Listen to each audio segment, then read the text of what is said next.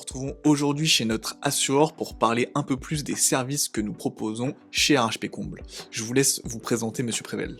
Bonjour, Olivier Prével, je suis l'assureur MMA de notre client, la société RHP Comble, depuis 10 ans maintenant, et j'assure l'intégralité des risques de l'entreprise, que ce soit en dommages aux biens, en responsabilité civile professionnelle, décennale, ainsi que la flotte des véhicules. Vous pouvez un peu plus nous expliquer qu'est-ce que c'est que la garantie décennale et à quoi sert-elle? Alors la garantie décennale, tout d'abord, est une garantie obligatoire pour l'intégralité des professionnels du bâtiment.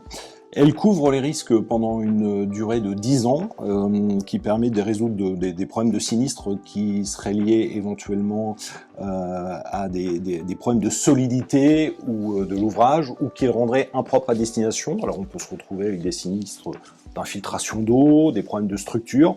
La garantie décennale est avant tout une sécurité pour le client qui permet en fait de réparer des sinistres liés à d'éventuelles problématiques de solidité, de malfaçon ou autre. Est-ce que vous pouvez nous expliquer un peu plus en détail qu'est-ce qu'est la garantie dommage-ouvrage? Alors la garantie dommage-ouvrage, c'est tout d'abord un contrat qui est souscrit par le maître d'ouvrage lorsqu'il réalise des travaux. Alors généralement des travaux neufs, mais aussi des travaux de rénovation.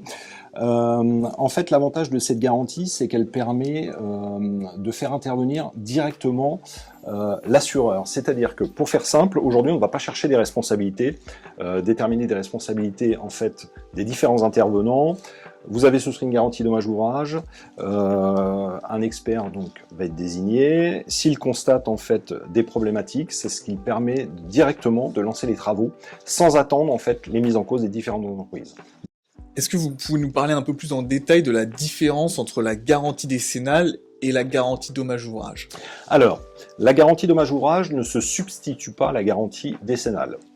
On est dans les deux cas, pour ces deux contrats, sur une couverture de risque qui dure 10 ans.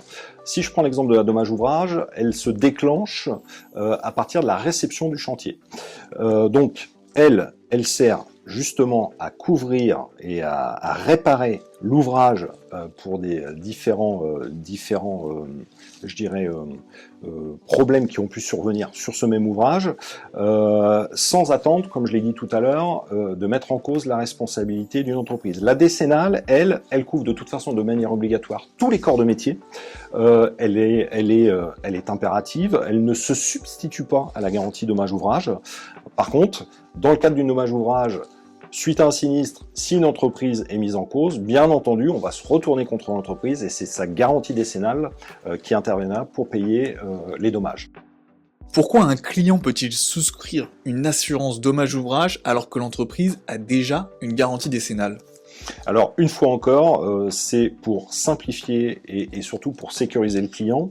Prenons un autre exemple, vous avez souscrit une garantie dommage-ouvrage, il y a des difficultés avec l'entreprise, ou l'entreprise refuse d'intervenir. L'avantage de la garantie dommage-ouvrage, c'est qu'elle vous permettra d'effectuer ces réparations, et ensuite, c'est l'assureur qui se chargera de se retourner contre les différents intervenants ou le responsable du sinistre.